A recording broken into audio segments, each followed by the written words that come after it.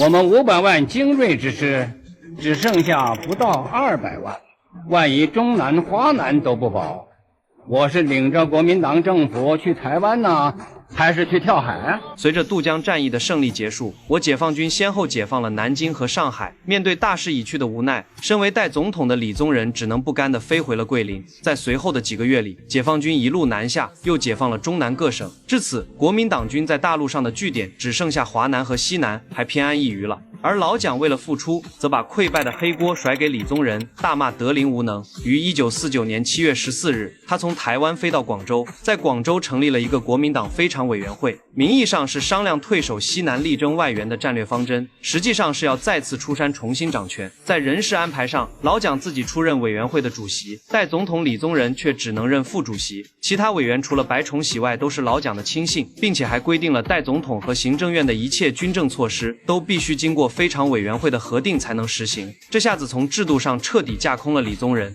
李宗仁与老蒋的多次斗法，终究还是败下阵来。无兵无钱又无权的他，对于老蒋的出山也不得不做出妥协。迄今为止，共军将领要不是吃得太多，消化不良，要就是陷于长江下游，无力自拔。即便有少量兵团南下，也是强弩之末。面对老蒋这种乐观的发言，李宗仁不免有些发笑，甚至忍不住打断。要知道，抗战胜利后，国军可是号称有500万精锐之师，结果怎么样呢？打了3年内战，地盘丢了不说，兵力更是直接损失了2/3。如果华南、中南也都失守，那他这个代总统怕也只能领着国民党政府去跳海了。何至于呢？自打辛亥年间到现在，谁能够把你德公和白崇禧将军驱逐出两广？就连日本人也没能够做到这一点。这个说话的人就是曾经的山西王阎锡山了。自从太原被解放后，孤家寡人逃到了南京，为了保得昔日的权势，就一直力挺老蒋，可谓是老蒋的头号小弟，再也没有了昔日中原大战的威风。现在李宗仁发牢骚，他自然要站出来表现，帮老蒋打圆场。随后老蒋也不管李宗仁愿不愿意，直接安排了接下来的部署。他将胡宗南兵团和宋希濂兵团部署在川北、川东以及黔东地区，李弥、余承万和刘伯龙则带兵固守云南，由担任陆军总司令部参谋长的汤尧统一指挥。华中、华南由白崇禧、于汉谋、薛岳共同防守。然而对于老蒋的安排，让刚升官的汤尧问出了心中的担忧。总裁，卢汉归谁指挥？汽锅鸡烫得很呢。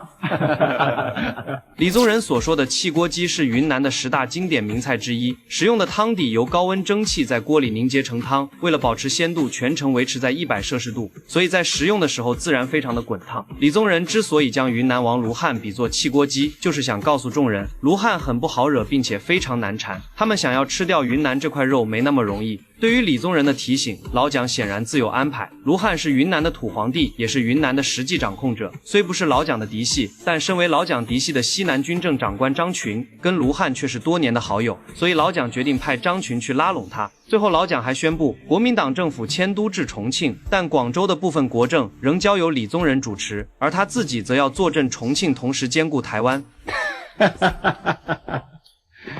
结果你是不管人家情愿不情愿，总是把媒人推上花轿，当作黄花闺女嫁出去，唢呐一吹就算数。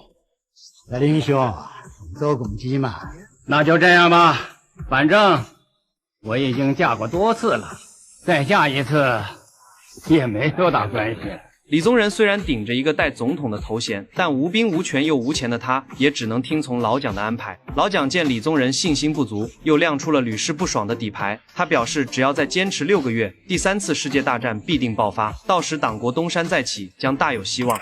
与此同时，我军在南京的第2野战军也召开了高级军官会议，传达和讨论中央军委进军西南的战略部署。这第1跳呢，跳过长江，我们已经跳过来了。第2跳，跳过湘江、右江。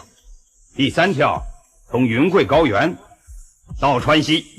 具体的战略部署是这样的：会议上，刘司令说明了毛主席大迂回、大包围的具体方针。二野四兵团一路南下，拿下广州后，便西进广西，直插云南。而二野的主力则在四兵团的掩护下，秘密由湘西入西南，以指导黄龙之势，彻底粉碎国民党最后的反攻基地。